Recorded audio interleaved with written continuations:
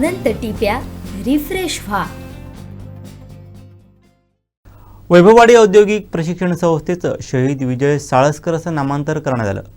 आज आमदार नितेश राणे व विजय साळसकर यांचे चुलते वसंत साळसकर यांच्या हस्ते एडगाव येथे हा नामांतर सोहळा संपन्न झाला. या सोहळ्यावेळी आमदार नितेश राणे काय म्हणाले पाहूयात.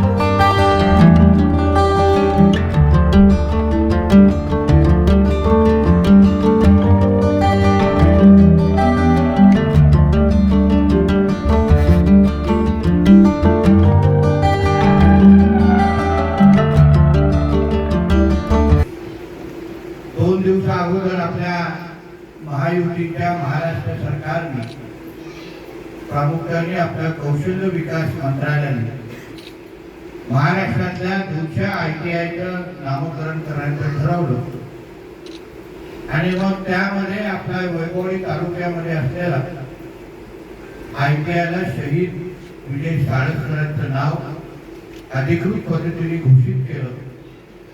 यासाठी मी महाराष्ट्राचे मुख्यमंत्री आदरणीय एकनाथ शिंदे साहेब, महाराष्ट्राचे उपमुख्यमंत्री आमचे देवेंद्र फडणवीसजी, दुसरे उपमुख्यमंत्री आदरणीय अजितदादा पवार आणि ह्या कौशल्य विकास केंद्राचे मंत्री सन्माननीय लोढा साहेबांना आपण सर्वजण देवगड तालुका म्हणजे वैभववाडी तालुका म्हणून आपल्या सगळ्यांचा प्रतिनिधी म्हणून आमदार म्हणून मी आपल्या सरकारचं मनापासून आभार मानतो. आता काही वेळा अगोदर आपण साळसकरजींच्या नातेवाईकांच्या हस्ते त्या फलकाचं अनावरण केलं. जाऊन विजयजी साळसकरांच्या पुतळ्याला जाऊन आम्ही नतमस्तक झालो आणि त्यानंतर ह्या कार्यक्रमासाठी आता इथे उपस्थित आहोत. बांधवांनो, हा कार्यक्रम मी मोठा ह्यासाठी म्हणतात कारण का ज्या व्यक्तीचं नाव आपण या ITIला दिलेलं आहे त्यांनी आपल्या वैभववाडीकरांनाच नाही पण देशभरातल्या प्रत्येक नागरिकाला, महाराष्ट्राच्या प्रत्येक नागरिकाला अभिमान वाटेल असं कार्य करून त्यांनी आपल्या सगळ्यांना त्यांची आठवण करून वारंवार ते देत आहेत.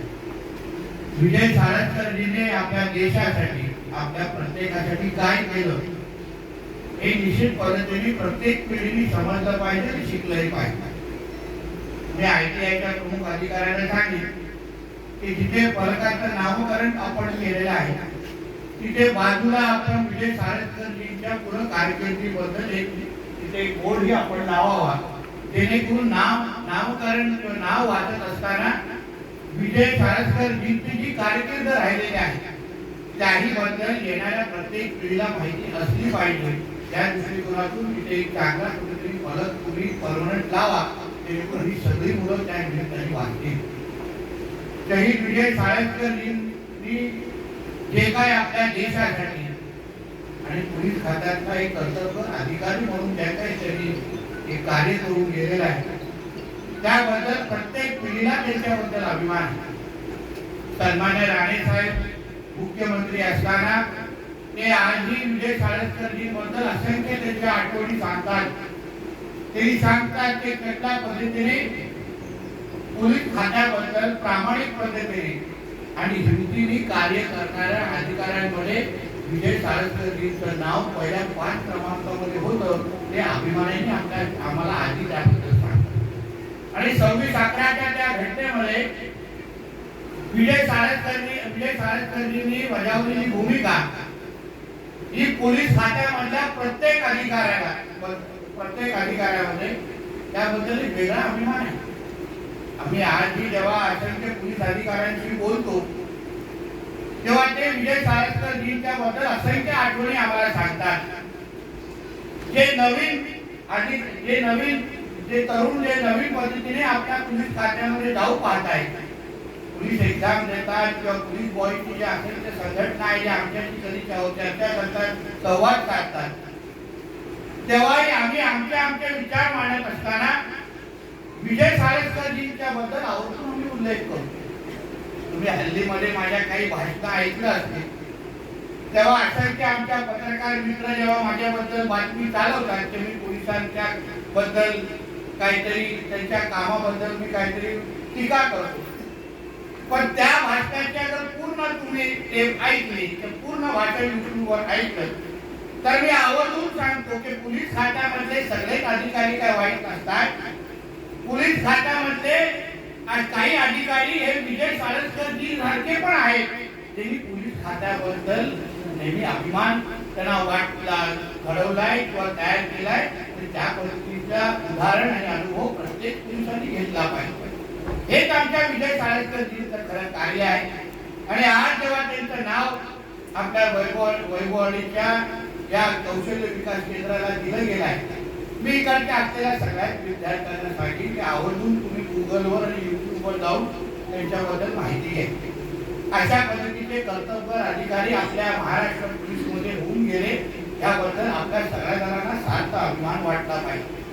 आज आपण वैभववाडीकर म्हणून आपण सगळेजण इथे उपस्थित आहोत. आपल्याला पण अभिमान वाटतो तेव्हा आपण ज्या वैभववाडीतून येतो, ज्या सिंधुदुर्गातून येतो, त्या मातीतून विजय साळसकरजी सारखे मोठे व्यक्तिमत्व घडले, हे हा बदल्याबद्दल याबद्दल आपल्या सगळ्यांना सार्थ अभिमान आहे.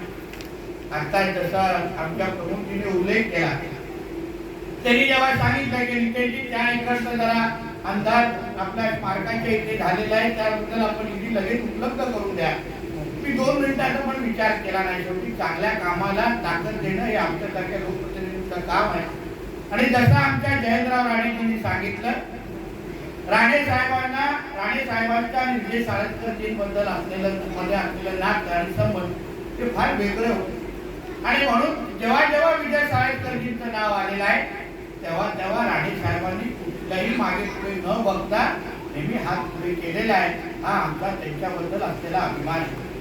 मी आज आग्रह करत होतो आमच्या तरुणांना की कोणतरी साळसकरजींच्या कुटुंबातून आपण बोलवा, कारण का हा नुसतं फोटो काढण्यासाठी आणि श्रेय घेण्यासाठी कार्यक्रम नाही आहे. हा आमच्या वैभववाडीच्या सिंधुदुर्गच्या सुपुत्राबद्दल आम्हाला जो अभिमान आहे आणि जो आज महाराष्ट्र सरकारने आमच्या सगळ्यांसाठी जे नाव त्या आमच्या कौशल्य विकास केंद्राला दिलाय, त्यासाठी त्यांच्या कुटुंबाचा एक सदस्य. आमचे दिवसभरातले सर्व अपडेट्स, ताज्या घडामोडी आणि थेट लाईव्ह पाहण्यासाठी सबस्क्राईब करा, लाईक करा कोकणचं नंबर 1 महा चॅनल कोकण 7 लाईव्हचं YouTube चॅनल.